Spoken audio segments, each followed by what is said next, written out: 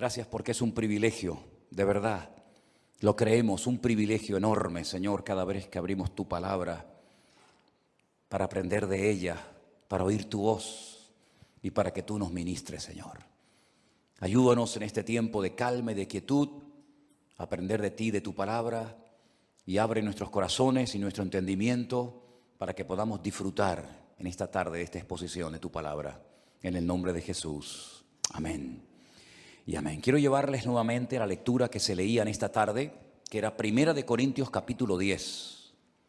Primera de Corintios capítulo 10 es un capítulo que le han titulado, o lo han titulado, Amonestaciones contra la idolatría. Y me ha llamado mucho la atención la forma como empieza el capítulo, es decir, las palabras que emplea Pablo a la hora de comenzar esta enseñanza que a continuación va a compartir con los hermanos. No quiero, hermanos, que ignoréis. Mientras leía esta porción, me venían a la mente otros pasajes escritos también por Pablo, donde dice exactamente lo mismo. No quiero, hermanos, que ignoréis. Las encontramos aquí en el capítulo 10, versículo 1. Las encontramos en el capítulo 12, versículo 1, que dice: no quiero, hermanos, que ignoréis acerca de los dones espirituales. Las encontramos en 2 de Corintios, capítulo 2, versículo 11, donde dice la Escritura lo siguiente: para que Satanás no gane ventaja alguna sobre nosotros, porque no ignoramos sus maquinaciones. Y también me venía a la mente ese versículo de Primera de Tesalonicenses, capítulo 4, versículo 13, que dice: tampoco queremos, hermanos, que ignoréis acerca de los que duermen, para que no os entristezcáis como los otros que no tienen esperanza.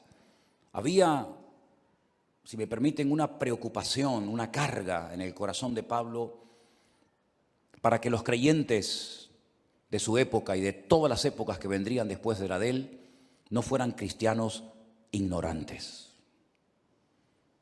Muchas veces aparece en la Biblia la palabra ignorancia, y es uno de los peores enemigos que puede tener un creyente. Dicen algunos que hay 3 tipos de ignorancia. La ignorancia de no saber lo que se debería de saber.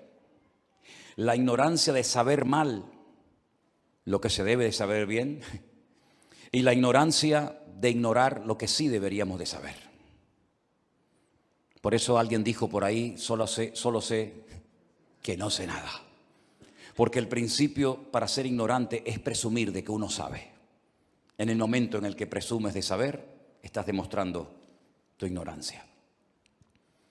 El apóstol Pablo no quería que los cristianos ignoraran acerca de los tiempos y de las ocasiones, de la resurrección de los creyentes, de la venida del Señor, del arrebatamiento de la iglesia, de la aparición del anticristo y del falso profeta, del desarrollo de la gran tribulación, de las batallas. Él no quería que los creyentes ignoraran todo eso.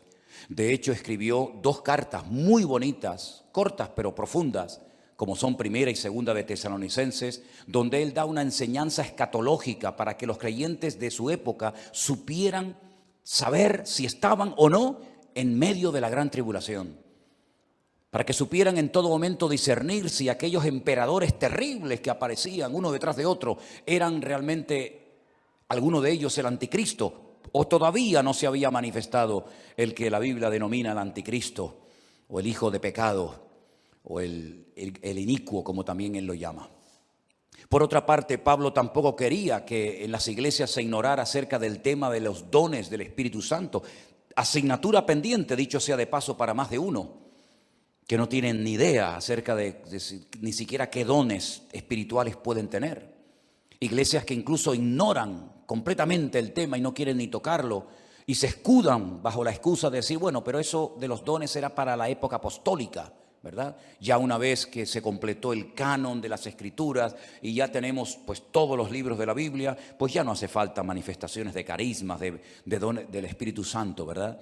Y entonces pues no tienen ninguna curiosidad por saber cómo se manifiesta el don de sabiduría, el don de ciencia o el discernimiento de espíritus, o el de hablar en lenguas, o el de interpretar las lenguas, o el de servir, o el de administrar, o el de presidir. Ni tocan esos temas porque consideran que era algo para el pasado y no para este tiempo presente. Pero Pablo dice, yo no quiero que ignoréis, yo no quiero que seáis ignorantes en cuanto al tema de los dones del Espíritu Santo. Y de hecho dedica capítulos enteros para decir cómo se manifiestan, cómo sabemos si son de Dios o no son de Dios.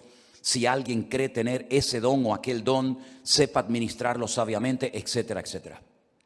Pero ahora en la carta de Pablo a los Corintios, en el capítulo 10, él comienza diciendo, no quiero que ignoréis que nuestros padres, es decir, nuestros antepasados, todos estuvieron bajo la nube y todos pasaron el mar. Él está haciendo referencia a cosas que habían ocurrido en el pasado lejano, en el Antiguo Testamento, cuando salieron de Egipto por la mano poderosa del Señor.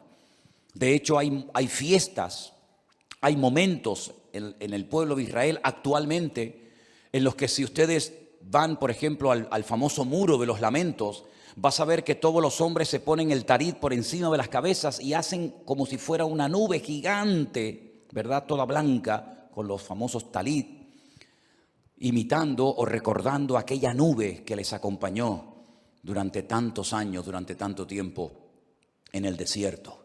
Una nube que era un paraguas, una nube que les protegía del calor abrasador del desierto, y una nube que no solamente les protegía del calor, sino una nube que se movía de un lugar a otro. Y ellos habían ya entendido que cuando la nube se quedaba quieta en un sitio, eso significaba de que todo el mundo tenía que quedarse quieto y acampar, un día, 2 o los que fuera. Y en el momento en el que ellos veían que esa nube se levantaba del tabernáculo y comenzaba a moverse, ellos seguían dirigidos por aquella nube, sabiendo que era la forma como en aquel tiempo el Señor les guiaba a través del desierto. Y Pablo dice, nuestros padres, nuestros antepasados, todos estuvieron bajo esa cobertura, bajo esa nube. Y todos salieron del Egipto y cruzaron el Mar Rojo y lo atravesaron, cosa que los egipcios intentaron hacer y murieron y fracasaron en el intento. Porque hay cosas que Dios hace para su pueblo de las cuales no pueden disfrutar los inconversos, ¿verdad?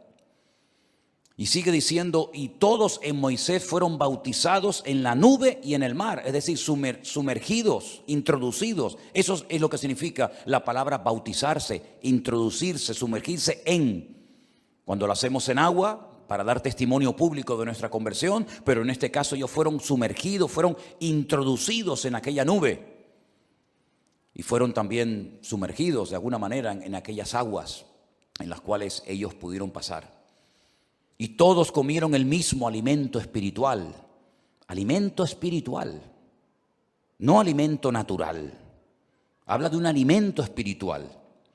Y todos bebieron de la misma bebida espiritual. Es decir, aquí está hablando de dos tipos de comida diferentes, ¿verdad?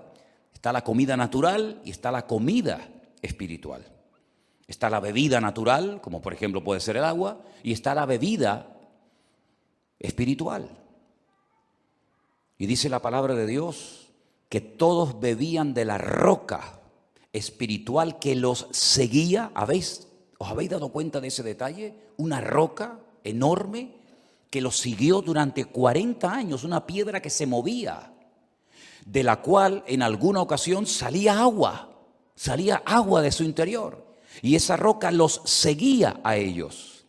En el Nuevo Testamento la gente seguía a Cristo, pero en esta ocasión era Cristo, aquella roca, el que les seguía a ellos. Y esa roca era Cristo. Es decir, que las experiencias que Pablo está contando aquí, ningún pueblo las había tenido. Ningún pueblo en la historia, ni en el pasado, ni en el presente, ni en el futuro, cruzó un mar como si fuera tierra seca. Ellos sí. Ningún pueblo comió el maná, solamente los judíos sabían cómo era y a qué sabía el maná. Ningún pueblo lo probó jamás. Prueba de ello que la Biblia dice que el mismo día que entraron a Canaán, a la tierra prometida, ya no cayó nunca más el maná. Luego los únicos que comieron aquella comida espiritual que los saciaba, aunque terminaron también quejándose de ella, fueron ellos. Los amorreos, los filisteos, los jebuseos nunca vieron ni comieron el maná. Y para no olvidar nunca aquel alimento tan especial que dicen algunos que sabía a lo que tú querías que supiera, había en el arca de la alianza en su interior una copa con un poco de maná, y el sumo sacerdote una vez al año entraba y daba fe de que ese maná estaba allí y no se corrompía, llevaba cientos de años ese maná allí dentro. Qué tremendo, ¿verdad? Precisamente ahora, en este mes de septiembre, lo diré seguramente en estos próximos días, las fiestas más importantes del calendario religioso se van a llevar a cabo una detrás de otra. Y una de ellas, el famoso Yom Kippur, el Día del Perdón, se va a llevar a cabo dentro de pocos días, con todo lo que eso representa. Y Pablo sigue diciendo, pero los más de ellos no se agradó Dios, por lo cual quedaron postrados en el desierto. Fíjate las experiencias que tuvieron. Comieron el maná, bebieron de esa roca que salía agua que era Cristo, cruzaron el mar rojo, estuvieron bajo la cobertura, bajo la protección sobrenatural de aquella nube. Es decir, viendo estas cosas, uno dice, ¿cómo es posible que pecaran? ¿Cómo es posible que viendo semejantes milagros que nunca ninguna nación vio ni verá, cómo es posible que pecaran de una forma tan terribles que dice que miles de ellos quedaron muertos en el desierto y no lograron entrar a la tierra prometida porque cometieron una serie de pecados? Y ahora Pablo relata 5, los 5 noes, que no tenemos que cometer nosotros.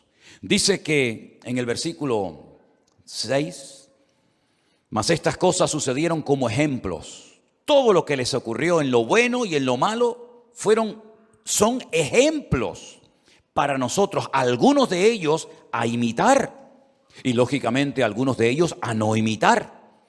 Porque dice que codiciaron cosas malas y por eso dice Pablo, nosotros no tenemos por consiguiente que codiciar cosas malas.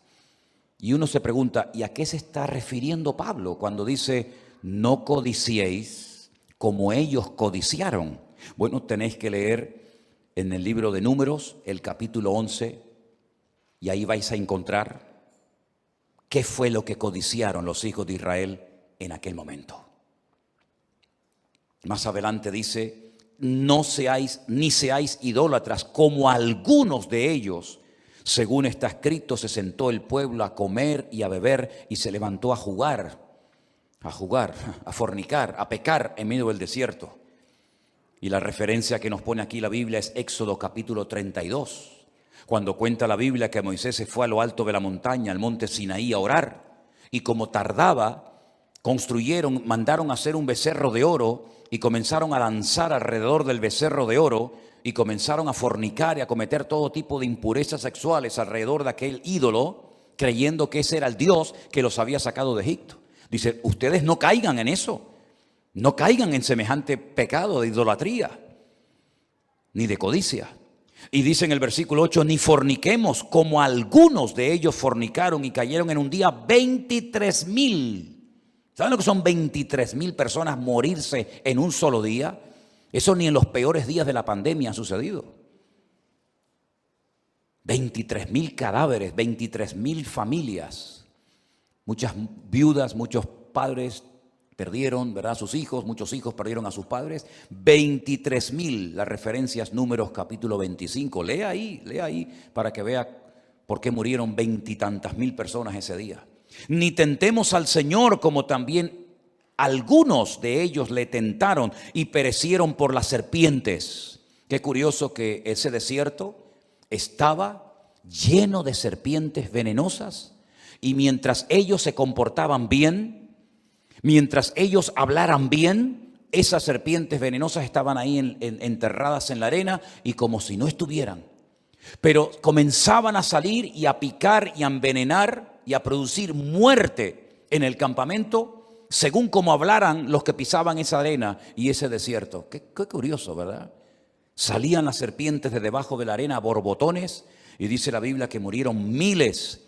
La referencia es Números capítulo 21 y vemos cómo el Señor les proveyó en ese momento en el desierto milagrosamente el medio para que no siguieran muriendo miles y miles de personas en el desierto. Y después dice, ni murmuréis, como algunos de ellos murmuraron y perecieron por el destructor. Números capítulo 16. Qué conocimiento tan grande tenía Pablo de las Sagradas Escrituras. Les acaba de mencionar 5 enormes pecados que cometieron sus antepasados en Egipto. Codiciaron, cayeron en idolatría, en fornicación, tentaron a Dios y murmuraron, hablando mal contra Dios, su pueblo, su tierra y todo. Y Pablo dice, ustedes no tienen que imitar eso. Ustedes no tienen que caer en esa provocación, en esos pecados. No tienen que darle lugar a la murmuración, porque las consecuencias que ellos experimentaron, ustedes también las pueden experimentar en carne propia. Y vemos en la iglesia de Corinto que había gente que siempre estaba enferma y otros siempre estaban débiles y otros incluso habían muerto, lo menciona cuando da la enseñanza de la Santa Cena, exactamente igual que caían muertos y heridos las personas que en el Antiguo Testamento pecaban y se rebelaban en contra del Señor. Luego, el tener experiencias en el Señor, sí, es muy bonito. Claro que sí, es muy bonito tener experiencias y experimentar cosas y milagros y prodigios. Pero vemos que en resumidas cuentas, los grandes milagros y proezas y maravillas que Dios hizo a favor de esta nación, casi te dan ganas como decir que no sirvieron de nada. Gracias a Dios que Pablo, si os habéis dado cuenta, constantemente está diciendo algunos, no todos, ¿verdad?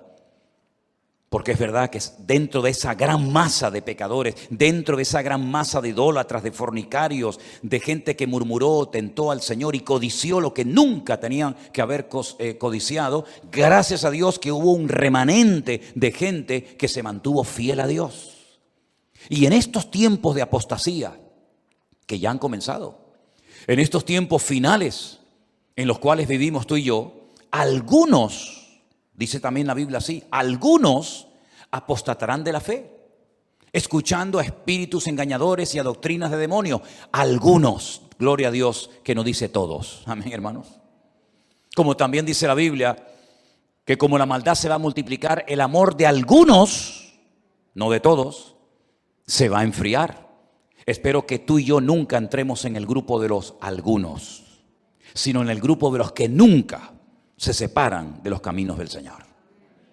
Porque dice la Biblia que algunos apostatarán, dice la Biblia que algunos escucharán a demonios, dice la Biblia que algunos se apartarán de la verdad y que algunos se enfriarán, pero también dice la Biblia que el que persevere hasta el fin, ese será salvo. Y nosotros queremos formar parte de ese grupo. Amén, hermanos. Estamos viviendo tiempos de presión, estamos viviendo tiempos de grandes cambios. Todavía algunos tienen la añoranza de que vamos a volver dentro de poco tiempo al pasado, pero queridos hermanos, nosotros con la palabra de Dios en la mano sabemos perfectamente que los tiempos finales serán tiempos de grandes cambios. En lo natural, como ya lo estamos viviendo, y también en lo espiritual. Porque lo natural es un reflejo de lo espiritual. Cuando las cosas cambian en el plano, en la dimensión natural, es porque ya arriba en los cielos, en el mundo espiritual, el que no vemos, ya se han producido cambios. Y esos cambios afectan la vida de los seres humanos. Esos cambios en el mundo espiritual afectan la economía de los pueblos y la climatología de las naciones. Es como una sombra. Pablo utiliza la palabra sombra, ¿verdad? Es como una sombra. La sombra que vemos no es la realidad, es simplemente una proyección de una realidad, de un hecho, de un objeto, de una persona que proyecta una sombra, pero la realidad no es la sombra. La sombra no pesa. La sombra no la puedes meter en una caja, la sombra no le puedes hablar, porque la sombra es simplemente un reflejo de una realidad, de una persona o de un objeto o de algo. Y la Biblia dice que en el mundo natural hay como sombras, cosas que dice, pero ¿y esto qué es? Es el reflejo que se está proyectando en el mundo natural de algo en el mundo espiritual que ha sucedido. Y pocas personas hoy en día, como creyentes, lamentablemente son conscientes de que las cosas que vemos en lo natural son reflejo de esa revolución espiritual que ha comenzado desde hace ya mucho tiempo. Quiero decirles que la persecución contra la iglesia no empezó la semana pasada. La persecución contra la iglesia empezó hace 2000 años. Y las herejías y los falsos profetas y apóstoles no empezaron de hace 5 o 6 años.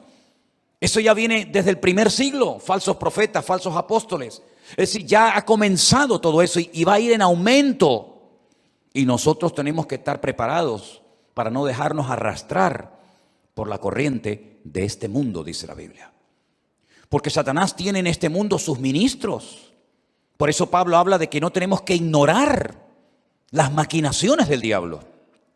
Por eso la Biblia nos habla también del diablo y nos dice cómo se llama y cómo actúa. Y lo vemos en el jardín del Edén, en un ambiente de santidad y en un ambiente de orden tremendo. Por allí estaba. Y lo vemos también en ambientes de caos y de desorden, como por ejemplo en la época del diluvio, en Sodoma y Gomorra. Y lo vemos en la soledad de ese tiempo de oración y de búsqueda de voluntad y de palabra de Dios, de Jesús en el desierto. Allí estaba Él también. Y cuando leemos el libro de Job y el Señor le dice: ¿de dónde vienes? ¿De dónde vienes tú? Ser errante, que nunca estás quieto y siempre estás dando vueltas por todas partes. Como dice Pedro, como una especie de un león hambriento y rugiente, buscando siempre a alguien para devorar, ¿verdad? Y le dice: vengo de rodear la tierra, siempre dando vueltas, siempre, ¿verdad? Como ese ser errante, como ese Caín del mundo espiritual. Hay un Caín en lo natural. Serás errante, en ningún lugar estarás cómodo. Pero hay un ser errante del mundo espiritual, sin familia, sin amigos, sin iglesia, donde en ningún lugar se siente cómodo. Porque ¿cómo se va a sentir cómodo un ser que se ha rebelado en contra de su Creador? ¿Cómo puede tener un minuto de paz un ser tan perverso y maligno que el Señor le dijo que es como un ladrón, que es el padre de mentira, que cuando habla mentira habla de lo suyo porque siempre ha mentido, porque siempre ha sido mentiroso? Por eso rodea la tierra y da vueltas por los continentes y por las naciones. Y un día entra en una denominación y mañana entra en otra. Y hoy entra en un sistema de gobierno y mañana entra en otro. Tratando siempre de hacer daño porque disfruta haciendo daño. Porque sabe que no tiene escapatoria, porque sabe que ya está sentenciado a muerte, pero en su muerte y en su caída quiere arrastrar al mayor número posible de personas, como estos que se quitan la vida, pero cuando se la quitan, no se la quitan ellos solos, sino que también se llevan por delante a todos los que encuentren por el camino, aunque sean niños, mujeres o ancianos, ¿verdad? Y detrás de todo acto de violencia, detrás de todo acto de terrorismo, detrás de todo esto siempre está el mismo, aquel que viene a hurtar, a matar y a destruir. Y así lo definió el Señor y lo conocía perfectamente. Y el apóstol Pablo, un hombre con un gran discernimiento espiritual, dijo: no tenemos que ignorar sus maquinaciones. Y él llegó a decir algo que para algunos todavía sigue siendo un misterio, porque es capaz hasta de disfrazarse como un ángel de luz. Tremendo, ¿eh? Y cuando le escribe la carta a los hermanos en Galacia, les dice: si algún ángel del cielo se os presentara a predicaros otro evangelio diferente, que sea anatema. Como dando a entender de que Satanás es capaz de predicar el evangelio y de citar la escritura, que la conoce perfectamente, y de hacerse pasar por un niño bueno y un ángel de luz, cuando en el fondo de su alma y de su ser es lo más perverso, es la maldad personificada. Y no tenemos que ignorar ni ser ingenuos, sino darnos cuenta que vivimos en un mundo lleno de maldad.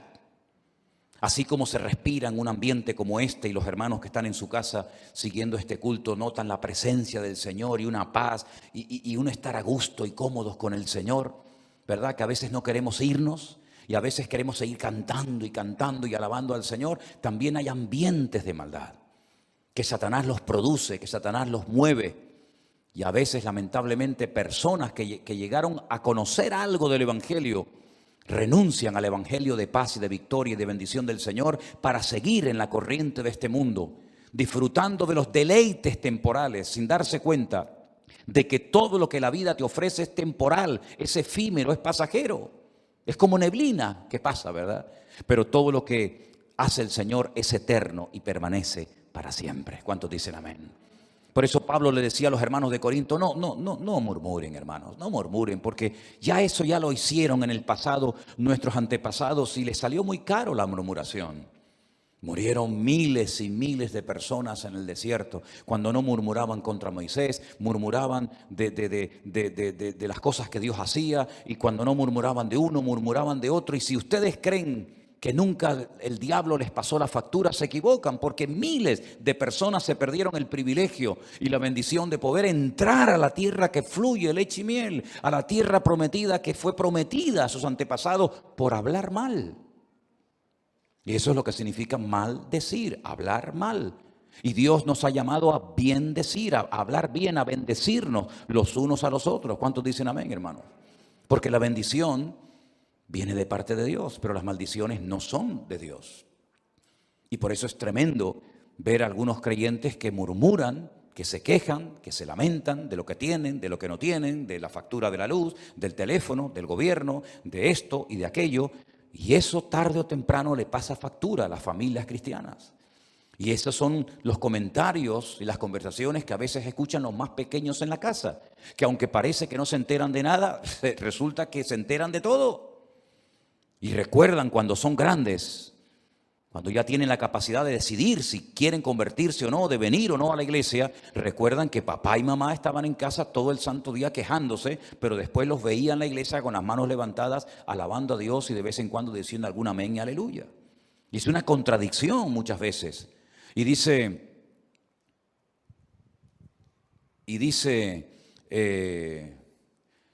la palabra de Dios que de una misma fuente no puede salir agua dulce y agua salada.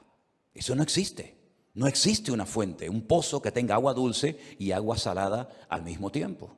Nosotros tenemos que utilizar bien nuestra boca.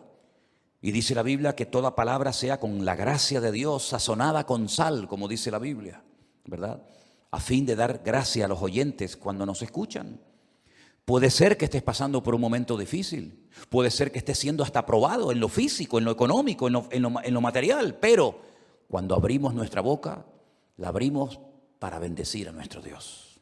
Y decir, gracias Señor, porque yo sé que mi Redentor está vivo. Y no codiciamos nada, absolutamente nada de los inconversos. Al contrario, yo estoy plenamente convencido, hermanos, y lo estoy viviendo en carne propia, que más de un inconverso, tal vez algún vecino, tal vez algún familiar, algún amigo, viendo cómo vives, viéndote bendecido, viéndote en paz, viéndote con una familia unida, estoy convencido de que a más de uno habrá dicho, cómo me gustaría a mí tener lo que esa gente tiene. No lo dicen, no lo admiten tal vez por orgullo, por arrogancia, por no reconocer que lo que le has predicado y le has dicho es la verdad, pero mis queridos hermanos, nosotros despertamos celos y envidia en personas que no tienen la paz que hoy nosotros tenemos, ni la manera como vivimos, que somos capaces de disfrutar con un bocadillo o con un polvorón o con un trozo de pan, porque cuando tenemos la bendición de Dios somos la gente más feliz del mundo. ¿Cuántos dicen amén? Y yo me acuerdo cuando mis primos, yo iba a la iglesia y me esperaban en la puerta de la iglesia y me decía, pero ¿qué hacen ustedes tanto rato ahí metidos? Que llevas 1 hora y media. Y le digo, pues ni me he dado cuenta que llevamos 1 hora y media en la iglesia. Y capaz que a veces nos pegamos hasta 2 y 3 horas y se nos pasa el tiempo volando. Qué diferente la vida de un preso, ¿verdad? Que parece que los días no pasan. Y ese día parece eterno, que no termina nunca. Pero para nosotros nos pasa la vida volando. Ya estamos a primeros del mes de septiembre. Y empezamos el otro día el año. Pero es que esto mismo que estoy diciendo ahora, ya lo dije el año pasado. Y lo dije el año antepasado. Y llevamos años dándonos cuenta de que los días, las semanas, los meses, la vida se nos pasa volando. ¿Saben por qué? Porque al que tiene paz, la vida no se le hace cuesta arriba. El que tiene paz y a Cristo en su corazón, la vida se le hace tranquila, a pesar de que hay luchas y dificultades, porque nosotros no codiciamos nada del mundo. Nosotros lo que anhelamos es tener la gracia y la bendición de Dios en nuestras vidas. ¿Cuántos dicen amén? Por eso el apóstol Pablo dice, y todas estas cosas, versículo 11, acontecieron como ejemplos y están escritas para amonestarnos a nosotros, a quienes han alcanzado los fines de los siglos. Así que el que piense estar firme, mire que no caiga. Y uno se pregunta, ¿y esta frase, esta que estamos ahí viendo en la pantalla ahora mismo? Así que el que piensa estar firme, mire que no caiga. ¿Dónde encajamos esto? ¿Por qué le salió a esto de Pablo en ese momento cuando estaba dictando o escribiendo la carta? Por todo lo que ha venido diciendo. ¿No os dais cuenta que nuestros antepasados tuvieron experiencias que nosotros nunca hemos tenido?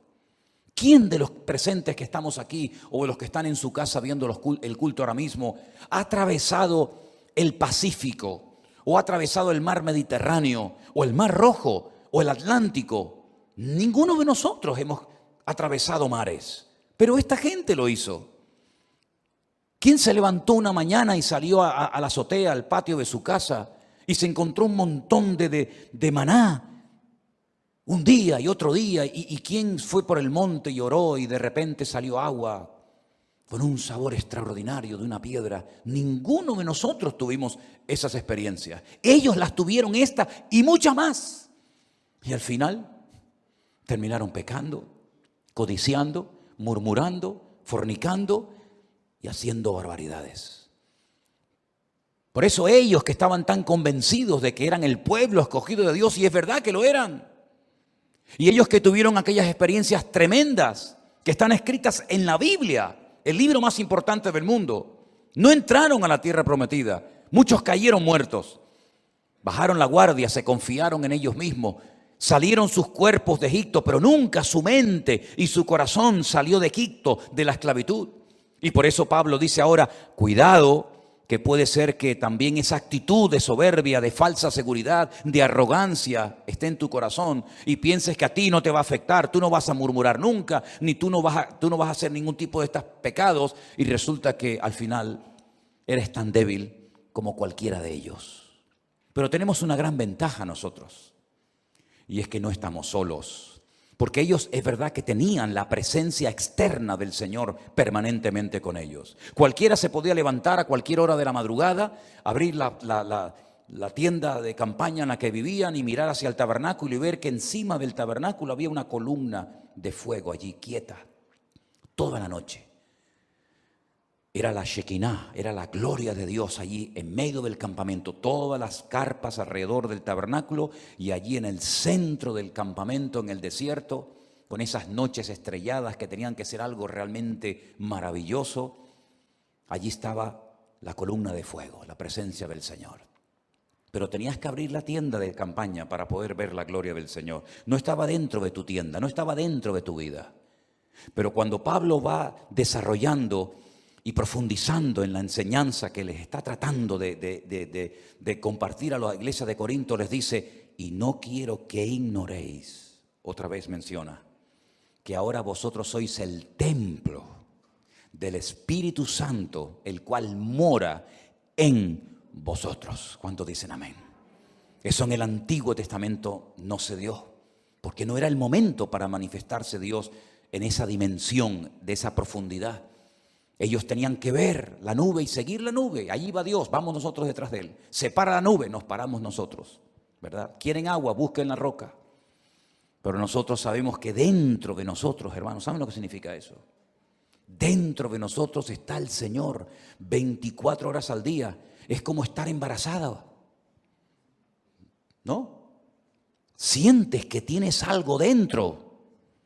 Yo hablo desde la teoría. ¿Sí o no? Sientes que se mueve y ahora se fue para un lado y parece que tienes un pepino en vez de un niño dentro, ¿no? O una sandía, un melón.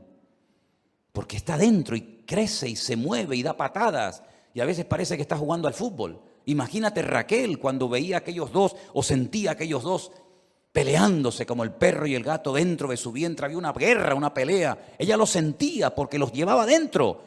¿Y nosotros? ¿Dónde llevamos a Cristo, hermano? Lo llevamos dentro de nuestras vidas, ¿sí o no? Lo llevamos dentro de nuestros cuerpos, dentro de nuestro corazón.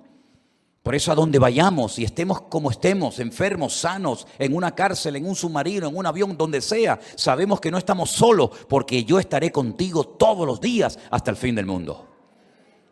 Y cuando el Señor se acercaba ya a los días de su despedida y miraba las caras de sus discípulos preocupados y tristes, les decía, os conviene, no lo entienden, pero lo vais a entender. Os conviene que yo me vaya, porque si yo no me fuese, el Consolador, el Espíritu de Dios no vendría. ¿Para qué va a venir si estoy yo?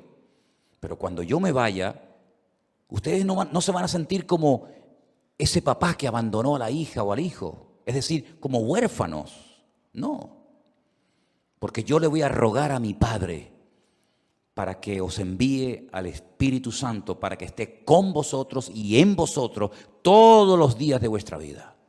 Y Él os dará memoria, Él os recordará lo que yo les enseñé. Y Él me glorificará a mí. Y Él os dirá lo que ha de venir en el futuro. Y Él os guiará a la verdad. Y Él convencerá al mundo de pecado. Y podríamos hablar horas acerca de todo lo que hace el Espíritu Santo en nosotros, con nosotros y fuera de nosotros. Y por eso ahora que hemos entendido el Evangelio y hemos aceptado la palabra de Dios, sabemos perfectamente que no estamos solos en medio del desierto de la vida, sino que Él está con nosotros cada día. No es cuestión de darle lugar a emociones o a sentimientos. Es cuestión de creer por fe que es un hecho, ya es algo que ha sucedido en mí. Y Él nunca se va a ir de mi corazón, sino que me acompañará a donde yo vaya todos los días de mi vida. ¿Cuántos dicen amén? Ese es el gran consuelo y la confianza tan grande que nosotros los cristianos tenemos en nuestro Dios. Con la iglesia abierta, con la iglesia cerrada, con trabajo o sin trabajo, con dinero, sin dinero, con salud o sin ella, mi Dios está conmigo. Bendito sea Dios. Y si el estuche, ¿verdad?, que envuelve mi alma perece y lo tienen que enterrar, el Señor se acordará de mí en el día postrero y me resucitará y estaré por la eternidad con mi Señor.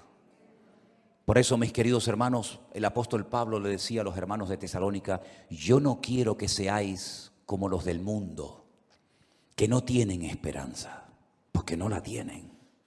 Ustedes no pueden ser como ellos. Nosotros creemos que si Cristo murió y resucitó, el Señor traerá con Él a todos los que durmieron con Él. Y luego nosotros, los que vivimos, los que hayamos quedado, seremos arrebatados juntamente con ellos para recibir al Señor en el aire. Y así estaremos por siempre con el Señor. Alentaos y consolaos los unos a los otros con estas palabras. Esa es nuestra bendita esperanza. Ya este mundo no es nuestra casa. Amén, hermanos. Estamos aquí porque no nos queda otro remedio. Pero esta no es nuestra casa. Aquí estamos de paso. El Señor dijo, yo voy a preparar un lugar para vosotros. ¿Qué lugar tiene que ser ese? Que lleva 2000 años preparándonos ese lugar para ti y para mí. En 6 días creó el cielo, la tierra y el universo. 6 días. Y 2000 años hace que se fue el Señor a preparar un lugar para nosotros. Porque en la casa de mi Padre muchas moradas hay. Si así no fuera, yo os lo hubiera dicho. Por lo tanto, no se turbe vuestro corazón. Voy pues a preparar un lugar para vosotros, para que donde yo estoy, vosotros también estéis conmigo. Y sabéis el camino y sabéis a dónde voy. Y entonces por ahí saltó un discípulo y dijo, Señor, no sabemos a dónde vas. ¿Cómo vamos a averiguar el camino? Y le dijo, es que no tienen que romperse la cabeza buscando ya nada, porque yo soy vuestro camino, yo soy vuestra vida y yo soy vuestra verdad. Y si ustedes están en mí, iremos a la eternidad con mi Padre. ¿Cuántos dicen amén? Y esta es la bendita esperanza nuestra, que para el mundo, como dice Pablo también a los Corintios, es locura. Esto es locura, estos son disparates, estos es ciencia ficción, es mitos para el mundo.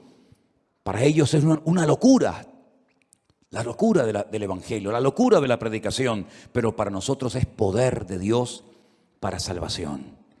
Y considérense todos y cada uno de ustedes y los que están en casa también y los que verán este culto más tarde, considérense privilegiados que de tantos millones y millones de personas en el mundo, tú y yo, ahora mismo ya estamos inscritos en el libro de la vida. ¿Cuántos dicen amén?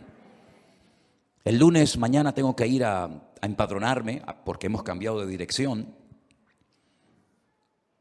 Y tengo que comunicarles cuál es la nueva dirección. Pero sabes que tú no tienes que comunicarle al Señor dónde vives, porque el Señor sabe perfectamente dónde vives. Y en su libro de familia, que es el libro de la vida, tu nombre, si has nacido de nuevo y has recibido a Cristo como tu Señor y Salvador personal, ya está escrito. Y de ahí, si te mantienes en la fe hasta el final, en victoria, nadie, ningún hombre, ningún gobierno, nadie podrá jamás borrar tu nombre del libro de la vida. ¿Cuántos dicen amén? ¿Está tu nombre escrito ahí? ¿Está tu nombre escrito en el libro de la vida? Ahí dicen algunos, no sé. ¿Cómo no sabes? ¿Está tu nombre escrito en el libro de la vida, sí o no? Si algunos dicen, no lo sé, pues sería bueno que averiguaras si tu nombre está escrito, porque dice la Biblia que cuando nos presentemos delante del trono de Dios, Dios abrirá el libro de la vida. Claro, qué gordura tiene que tener ese libro, no tiene que ser un libro enorme, ¿no? Y comenzarán a nombrar a uno y a otro y a otro. ¿Te imaginas que no te mencione a ti? ¿Te imaginas que no aparezca tu nombre y tu apellido? O que otro se llame como tú y cuando tú des el paso diga, no, tú no eres el otro. ¿Cómo podemos hacer para que hoy, ahora mismo, nuestros nombres estén inscritos en el libro de la vida? Pues solamente hay una manera. Confesando públicamente al Señor Jesucristo como mi Señor y Salvador personal. Fíjate qué fácil lo ha puesto. Bueno, pues a pesar de lo fácil que lo ha puesto el Señor en su palabra, hay algunos que se niegan a hacer eso. Y entonces Él dice, bueno, no pasa nada. Si a ti te da vergüenza confesarme públicamente delante de los hombres, yo en la otra vida, cuando pase lista, me avergonzaré también de mencionar tu nombre. Midá que neguet midá, medida por medida. Lo que has hecho, yo lo haré contigo. No me quisiste confesar cuando lo pudiste hacer, yo tampoco te confesaré delante de mi Padre que está en los cielos. Y habrás perdido la eternidad. Por eso, mis queridos hermanos, qué privilegiados tenemos que sentirnos de haber conocido a Cristo, de haber salido de la idolatría, de haber salido del mundo y su sistema de valores y tener a Cristo en nuestros corazones y saber que en esta vida Él está conmigo y en la otra vida estaré por la eternidad con mi Señor y Salvador. ¿Cuántos dicen amén? Cierra tus ojos en esta tarde ahí donde estás. Mis queridos hermanos, hemos oído la palabra de Dios y vemos que el Señor no quiere que tú ignores estas verdades. Vemos que el Señor quiere que tú conozcas la verdad, que vivas en la verdad, que experimentes la verdad y que nunca te apartes de la verdad del Señor. Te animo a que ahí donde estás le digas, Señor, yo me arrepiento de todos y de cada uno de mis pecados. Yo te pido perdón, Señor, porque a veces no te he confesado y no he vivido como tenía que haber vivido delante de ti. Pero en esta tarde invoco tu nombre, pido que tu sangre me limpie y me perdone. Y que tú vengas a mi vida y que anotes, inscribas mi nombre en el libro de la vida. Señor, hazme un hijo tuyo. Dígaselo al Señor ahí donde está. Hazme un hijo tuyo, Señor. Quiero formar parte de tu familia. No estamos hablando de una iglesia, no estamos hablando de una congregación, estamos hablando de la eternidad, de tu alma, de la salvación de tu alma. ¿De qué sirve que hayas venido durante años a esta iglesia o a otra si nunca confesaste públicamente al Señor Jesucristo como tu Señor y Salvador personal? ¿De qué sirve haber oído sermones y estudios bíblicos y predicaciones y tus niños fueron a un campamento, a un retiro? ¿De qué sirve todo eso si al final de la vida no te habías preparado y no le entregaste tu alma al Señor? ¿De qué sirve todo eso? La iglesia no salva, la iglesia no está diseñada por Dios para salvar a la gente. La iglesia enseña el mensaje de salvación, pero el que salva es Cristo, no es la iglesia. La iglesia no es lo que Dios va a utilizar para que tú te salves. Te haces miembro de una iglesia, vienes a una iglesia y ya está. No, la iglesia no está para eso. La iglesia está para enseñarte, para exhortarte, para instruirte en la palabra, pero no está para salvar a la gente. Los pastores no estamos para salvar a la gente. Yo no puedo salvar a nadie. El único que puede salvar tu alma y tu vida es Dios, nadie más. Porque yo también necesito salvarme. Y yo también necesito escapar de la condenación eterna, como cualquiera de ustedes. Y la única manera de salvarnos es teniendo a Dios en el corazón y confesarlo públicamente con la boca. Porque Pablo también dijo, lo puedes creer en tu corazón, puedes decir yo creo en Dios, creo en la Biblia, eso está muy bien, pero tienes que confesarlo con tu boca, porque con la boca se confiesa para salvación, dice la Biblia. Y hay gente que dice, ¿y por qué me cuesta a mí tanto confesar que quiero ser cristiano, que quiero conocer a Cristo? Amigo, por algo será. Por algo será que no te cuesta ir a un partido de fútbol y gritar. Por algo será que no te cuesta insultar a alguien. Por algo será que no te cuesta decir lo que quieras, pero cuando llega la hora de la verdad, de confesar a Cristo, todos son temores, todos son vergüenza y todo es timidez. Por algo será, hijo.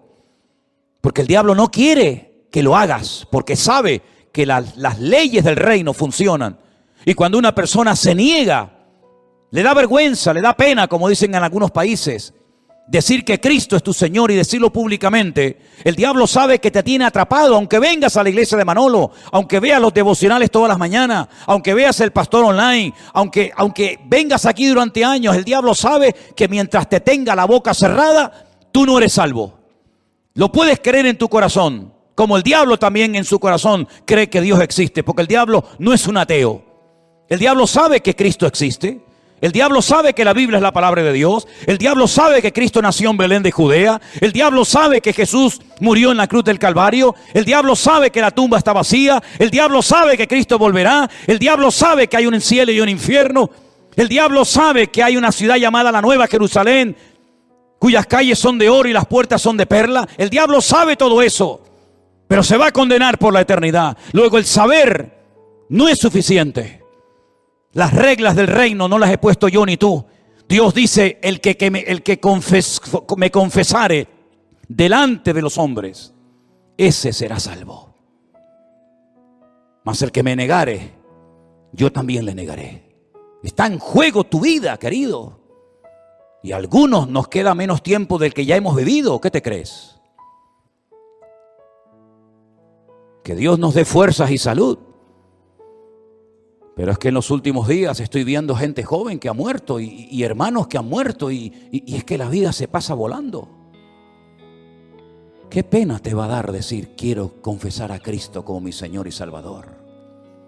Qué pena te va a dar, qué vergüenza te va a dar. Ninguna. Vergüenza y pena robar, mentir, engañar, estafar. Pero confesar a Cristo es una honra y un privilegio. Y yo quiero confesar hoy que Cristo es mi Señor y mi Salvador. ¿Cuántos dicen amén? Yo confieso públicamente que tú eres mi cabeza espiritual, mi autoridad. Que tú eres, Señor, mi Señor y Salvador. Yo quiero confesar que te seguiré todos los días de mi vida. Yo quiero confesar, Señor, que te amo y no me avergüenzo de decirlo en público. Y yo quiero confesar que creo en tu bendita y poderosa palabra. Creo en tu resurrección y en tu venida. Yo quiero confesar, Señor, que tú eres el camino, la verdad y la vida. Yo quiero confesar que tú eres la resurrección y la vida. Yo quiero confesar que tú eres el pan de vida. Yo quiero confesar que tú eres mi buen pastor. Yo quiero confesar que tú eres la luz del mundo. Yo quiero confesar, Señor, que tú eres el creador del universo, el verbo hecho carne que habitó entre nosotros y vimos su gloria. Confesamos nuestra fe públicamente y públicamente te adoramos y te honramos en esta tarde, Señor. Bendito sea tu nombre por la eternidad. ¿Cuántos dicen amén? Vamos a ponernos de pie, mis queridos hermanos. Bendito sea nuestro Dios.